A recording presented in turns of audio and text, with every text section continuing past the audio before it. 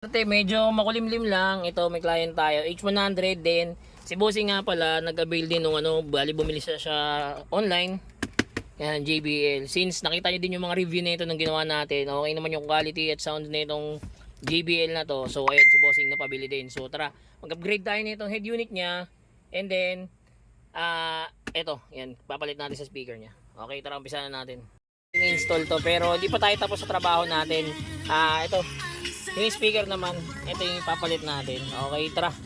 Bilisan na lang natin, marami pa tayong client. Natanggalan natin. Ito yung pinaka-stock speaker ng H100. Size 4, gagawin natin size 6 yan. Papalitan natin ng JBL size 6. Ikabit na natin. Ito yung kabila, nakabit na natin. Pares JBL na nakakabit yan. Okay? Diskarte, tapos na tayo mag-install. Ayan. Ito 7 inches, pati yung JBL na ikabit na rin natin. Left and right ni Bossing na speakers. Tapos ito yan. Ito yung ating Android unit. Kinabit din natin 7 inches sa H100. Siyempre kasama pa rin sa package natin yung reverse camera. Ayan. And then nag-avail din sa atin si Bossing ng pang pang protection niya ito. Ayan. Kita niyo yan? Ayan yung front dashcam natin mga kadiskarte. Ito siya. Ito yung kuha ng front dashcam natin.